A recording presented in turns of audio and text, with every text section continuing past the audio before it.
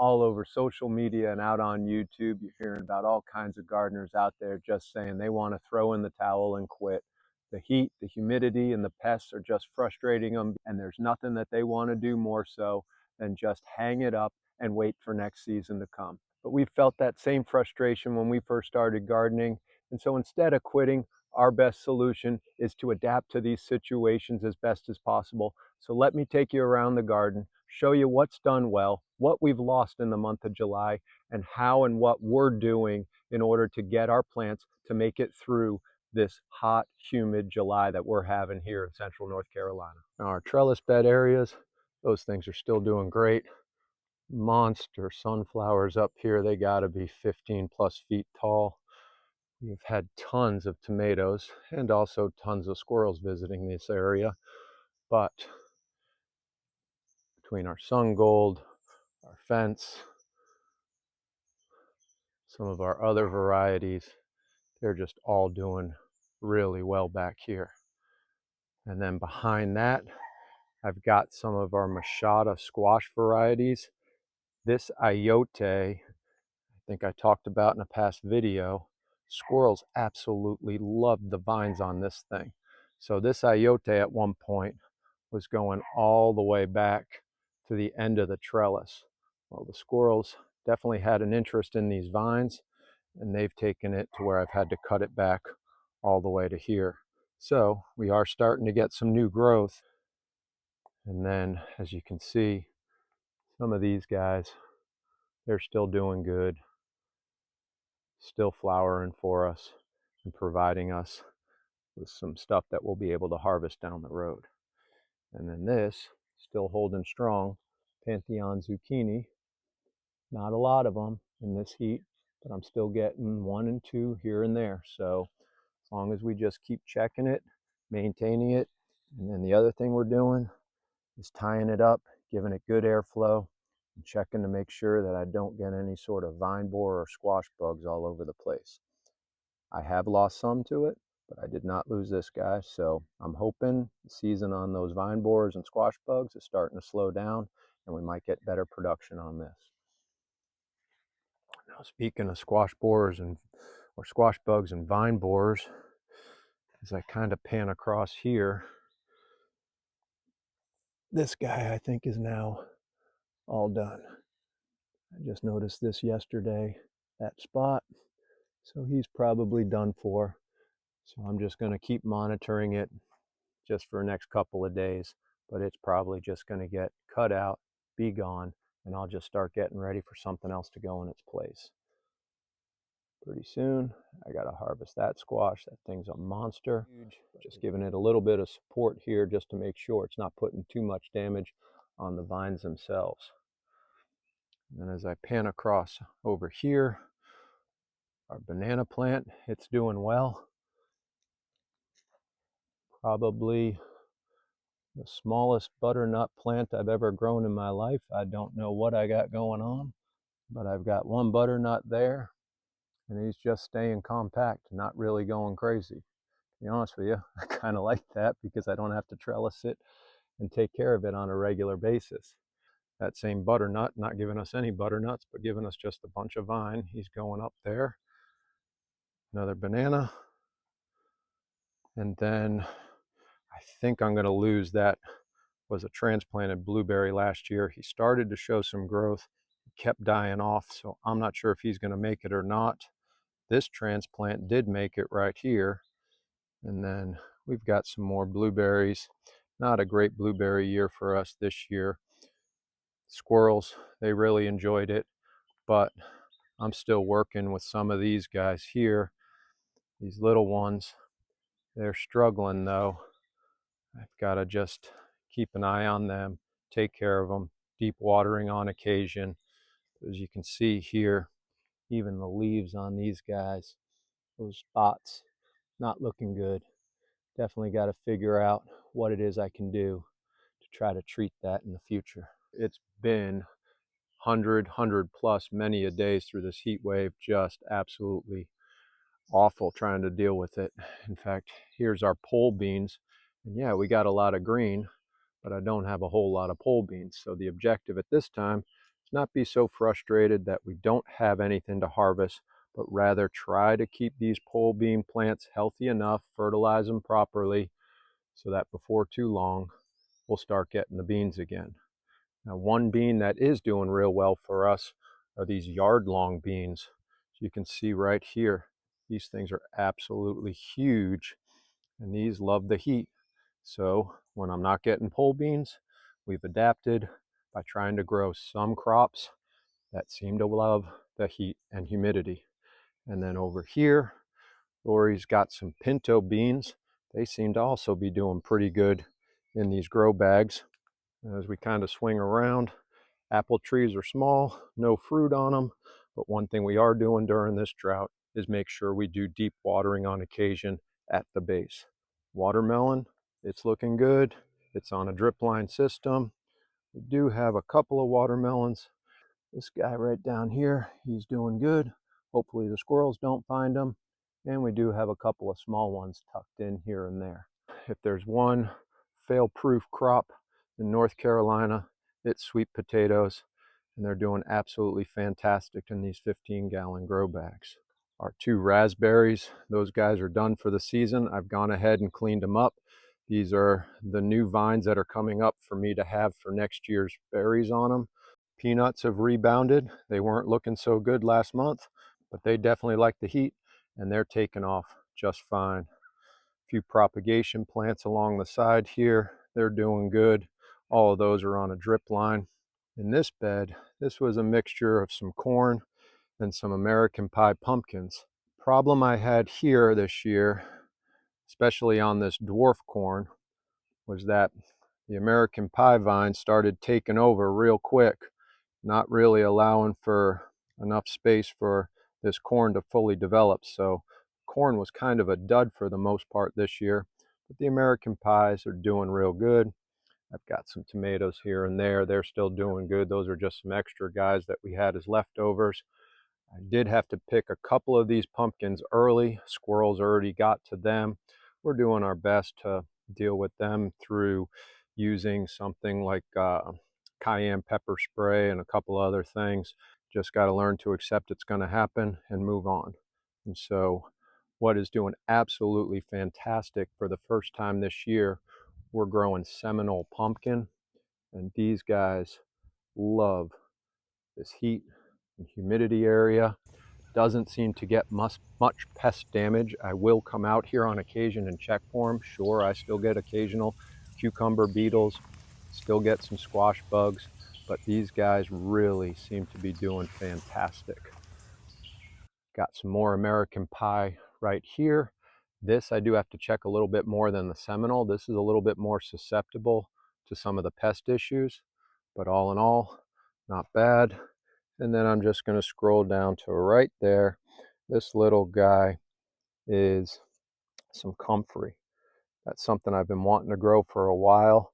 So I'm starting comfrey down here. We're going to see how that turns out. Now, as I start to go up the hill here, figs are all doing fine. I trim and pinch these figs because I want to keep these figs fairly on the small side. So I can still have here, I've got what, 1, 2, 3, 4 varieties over about a 16-foot span. And as you can see down in there, we've got some of our original ones that popped right through.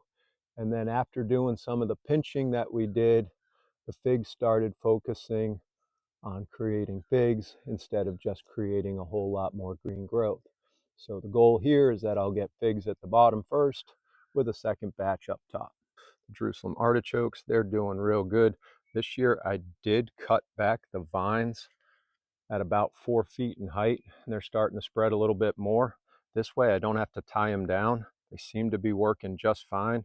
So I'll let you know at the end of the year if that affected the harvest at all when we do pull these. But right now I kind of like the fact of keeping this a little bit more compact. And then as I scroll here next to our greenhouse, we've got some of our problems that we have faced here in the month of July. One thing, if you saw one of our videos we put out recently, hornworms. They devastated about 3 or 4 of these tomatoes pretty bad. I still got tomatoes down here I don't know if they're going to make a bounce back, but once we get these tomatoes harvested, it'll probably be it for the season on them. And then behind it, we have had a horrible year with cucumbers for us. Yeah, I got the vines going on here. They started out real well, but they just never did anything.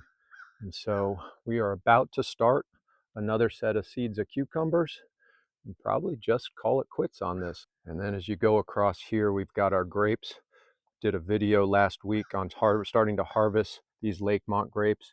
These are only 2 years old, but they've been enjoyable to have over the last few days.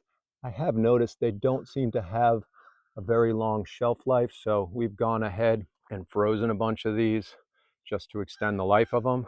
But one of the other things of problems we've got, you can see all these leaves, they look kind of nasty, and that's just due to these, well, here they are right there, those Japanese beetles. Just another typical June, July issue here in North Carolina, and I know in a lot of other areas. Just got to learn to accept it. I'll go out at night, soapy water, and just kind of try to get rid of them, pop them into a little cup.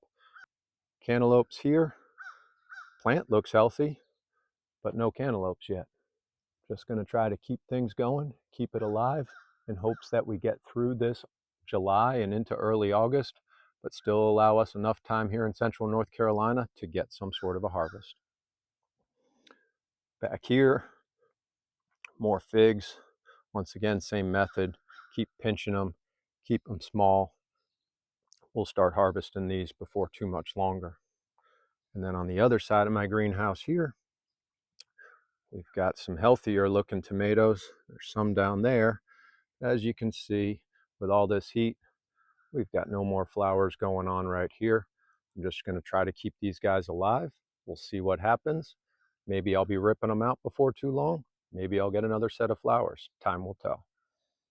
Here on the other side of the figs are our 2 elderberries. We just started to harvest them last night.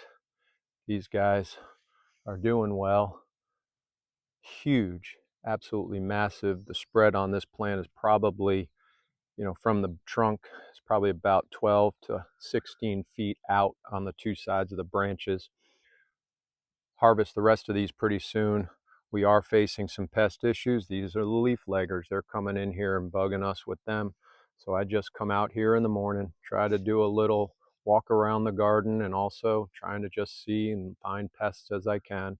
Now this year we are doing a lot better with that, seeing a lot less of the white flies due to using our Dr. Bronner's on probably a weekly basis, and it just seems to minimize it in the long run. I head up here in the top half of the garden. Here's a pretty sad looking persimmon tree that I transplanted. He's starting to come back. Some of the leaves here on the end are looking a little bit better. He's alive, but not thriving. Apple trees, same way. I think I got 1 apple out of about 9 trees this year. Behind that, you can see right there, we've got some pomegranates, minus the pomegranates. So we're just going to keep them alive and hope that next year will be a better year for them.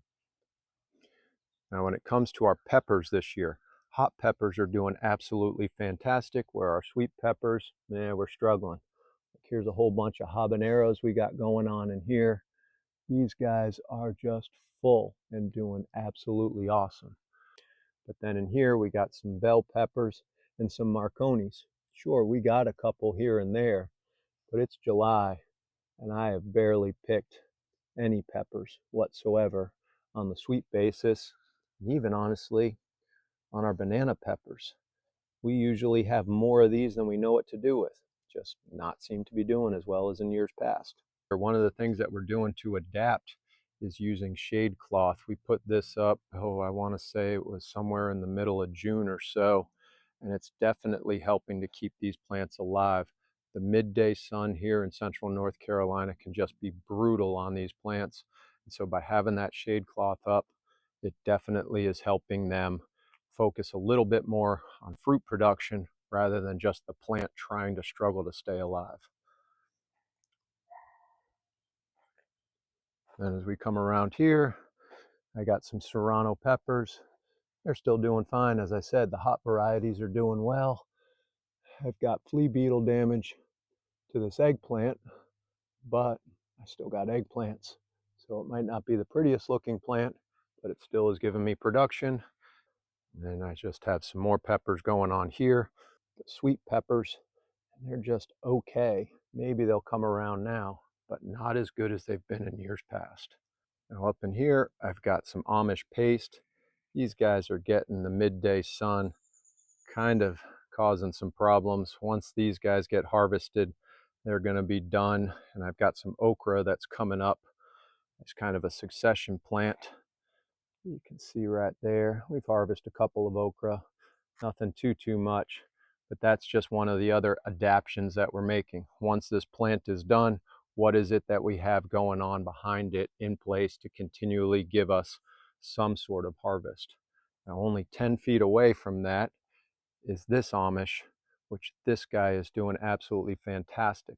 It gets a little bit of shade from the house and the deck, but this I've even had to, as you can see, it's almost this tunnel area. We're just trellising it as we go across, but I'm still getting a lot of flowers on this Amish right here.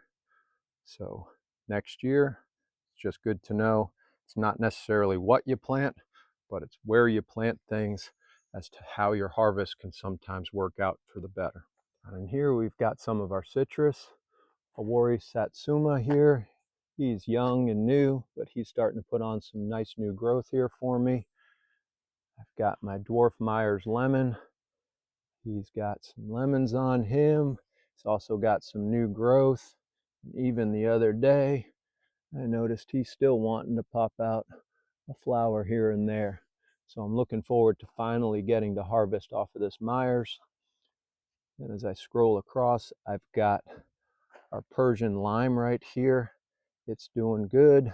Dog knocked over 2 or 3 of them and are running around, but I still got a couple of them down here. And then back in here, I have some more citrus that we have going on. This is a Cara Cara. Was loaded with flowers back in February.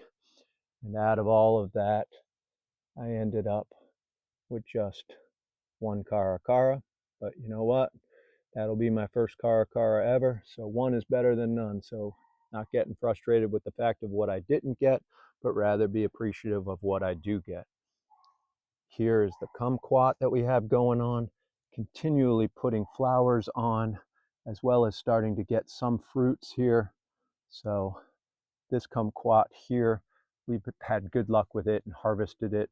I don't get a bunch of them, but as each year goes on, we get more and more. Still have our Silet's tomatoes. They're still providing for us, but they're getting tired. You can see some blight going on in here, but what is it? You know, still got some tomatoes from it. So for a cold hardy variety tomato in a 5-gallon grow bag, it's been doing fantastic. In fact, it's almost put on some new growth here that I've had to grab another tomato cage here in the pathway just to help support some of these vines. And then back there, if you've watched us in the past, this used to be a Myers lemon. I finally gave up on it because it wasn't doing well. I just replaced it with a cutting of another Persian lime that I have. He seems to be liking it so far right there. One thing I did finally lose to a vine borer right here was probably a 15-foot volunteer squash that was coming up and across. And I kept trying to save it. In fact, I thought I saw a vine borer, so I put this pot in here to bury the stem a little bit more, put some more dirt in it. I had shade cloth over it. I just had to cut my losses, literally chop him back, because it was getting to be frustrating to be the first thing you saw in the morning was this dying volunteer squash plant. But instead of me getting frustrated to keep trying to hold on and to hold on, just let it go. Started some new squash inside, and we'll be planting more of that here in the very near future. So if there's one thing we've learned here in the month of July, is not to quit gardening. Focus on the things that are going to do well. Let go of the things that are giving you frustrations, and keep moving forward so you can have a productive and healthy garden. If you got any questions or suggestions, please put them down in the comment section below, and we'll see you on the next video. What do you say? You want to go inside now? Yeah, it's getting hot.